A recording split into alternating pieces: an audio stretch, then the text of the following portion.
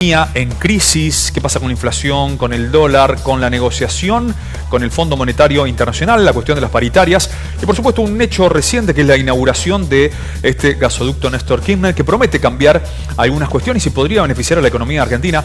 Vamos a charlar con Hernán Herrera, politólogo, economista y docente de la UBA y de Flaxo. Hernán, buenas noches, bienvenido, ¿cómo estás? Germán Giachero te saluda. Gracias por recibirnos, Hernán. En principio, la consulta es ¿qué beneficios puede traer para la economía argentina la implementación, la puesta en marcha de este gasoducto tan anhelado? Es una buena pregunta. La verdad es que nosotros el principal problema que tenemos, y siempre que charlamos lo llamamos a cuento, tiene que ver con un problema macroeconómico del cual no salimos cíclicamente. Tal es así que no nos permite pensar en cosas más que nos permitirían dar pasos hacia el desarrollo. La inflación te obtura toda clase de planificación y eso es un problema. El gasoducto...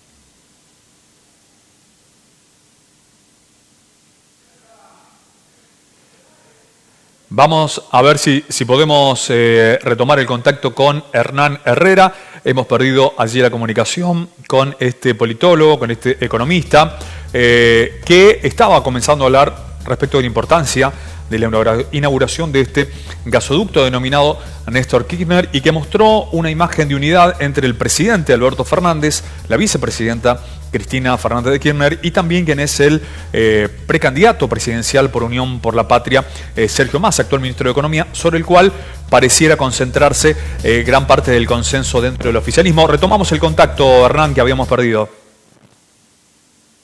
¿Sí, me escuchás bien? Sí, ahora sí, perfecto.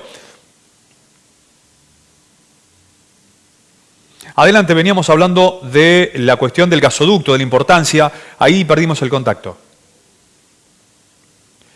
Bueno, nos están diciendo desde control que tenés, Hernán, el micrófono deshabilitado. Si podés habilitarlo para que podamos retomar el contacto. Ahora sí. ¿Y ahí me escuchás? Sí, ahí sí, perfecto, Hernán. Perdón.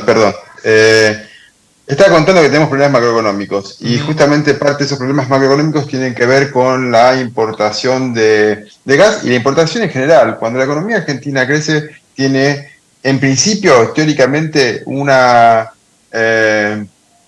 más o menos se habla de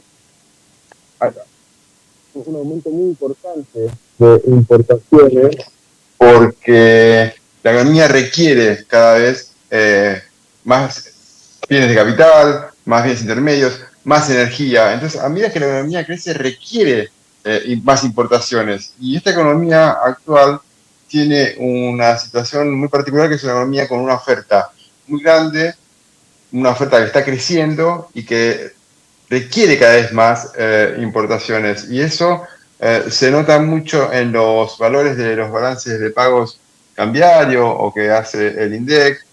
Y es parte del problema. Y nosotros veníamos importando en 2022 con precios muy altos del gas y de los combustibles en el mundo, una importante cantidad de energía, y habíamos tenido un déficit energético del orden de los 4.500 millones de dólares. Este año se calcula que va a ser bastante menos, aunque todavía seguimos importando, por supuesto. Se espera que a partir de que se pueda producir y poner la molécula de vaca muerta con más fuerza en el cinturón productivo más fuerte y en los sectores residenciales que más lo necesitan, se puedan bajar los niveles de importación. Esto va a hacer que vaya a haber una liberación de divisas para otras cosas. Esto es muy importante. Es como un primer paso. El segundo paso va a tener que ser lograr, una vez que se estén atendiendo las necesidades de la demanda prioritaria o industrial de Argentina, de energía, se puede empezar a exportar. Y esto va a ser un segundo paso que también va a dar un nuevo aire.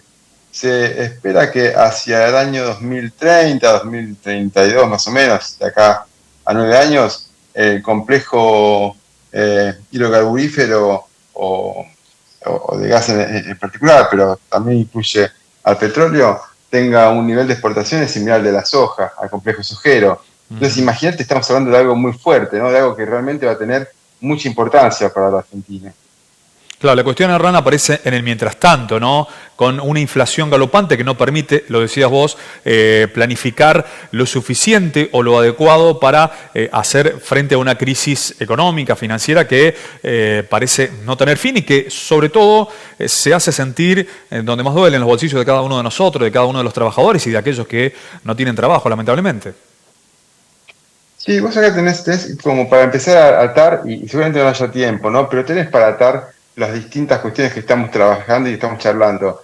Energía, Sí. clave, es una de las cuestiones. Financiamiento, FMI, problema, cómo trabajás con el FMI? Si el FMI te demanda condiciones y te demanda divisas, también es parte del problema.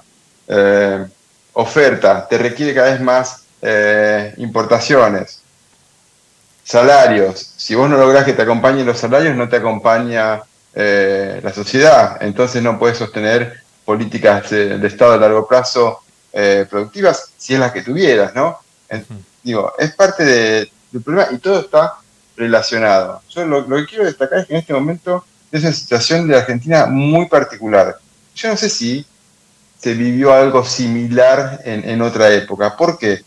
Tenés una actividad, una oferta, una industria que están dando en niveles realmente muy altos.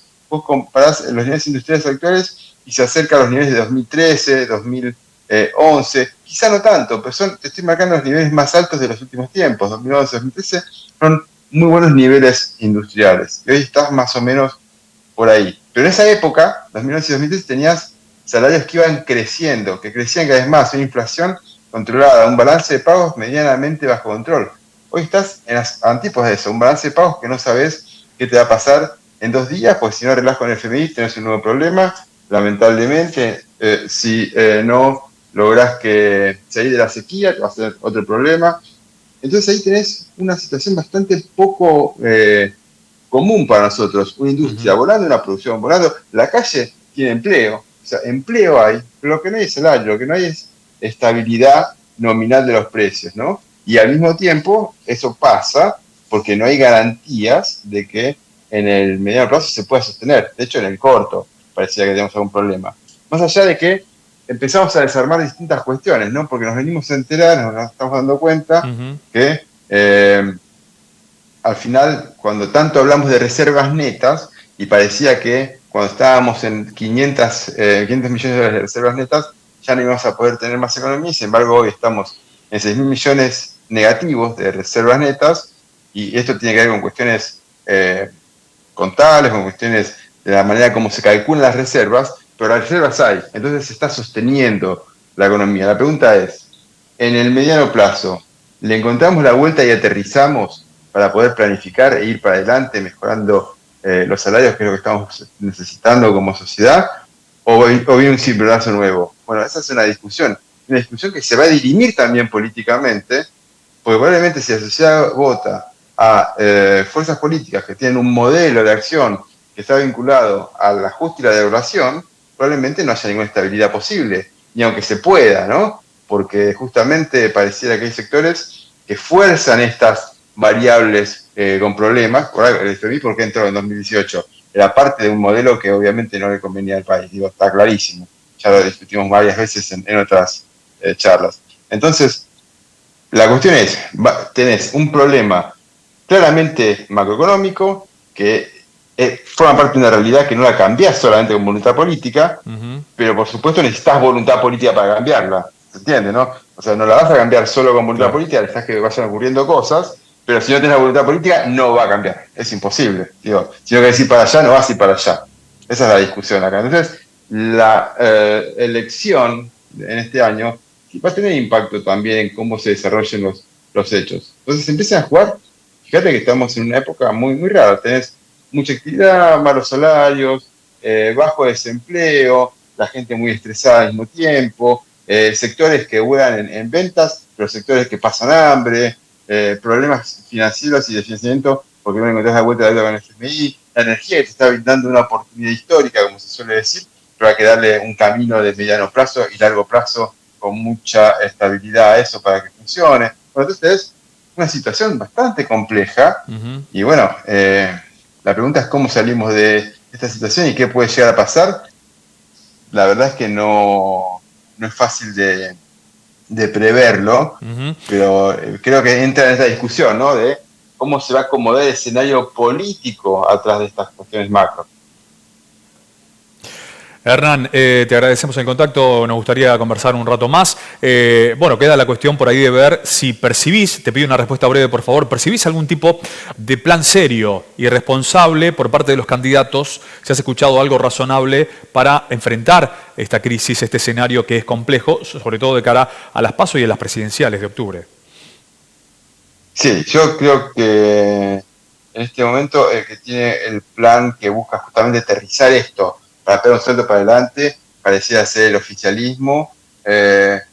Hay cosas que dice Larreta que coinciden con esto, pero después hay que ver qué representa Larreta, y posiblemente Larreta represente fondos extranjeros, represente multinacionales con intereses que no son el mercado interno. Entonces lo que representan también me importa, no solamente lo que dicen, porque en el oficialismo se dice y además está representando eso. Entonces también yo lo miro, ¿no? Y si representa eso, y lo que se está diciendo es, discutamos con el FMI para encontrarle la vuelta, no le entreguemos todo, tratemos de tener políticas de largo plazo con la energía, no entreguemos todo, pero tratemos de negociar con los sectores que pueden invertir en el corto plazo para poder salir exportando.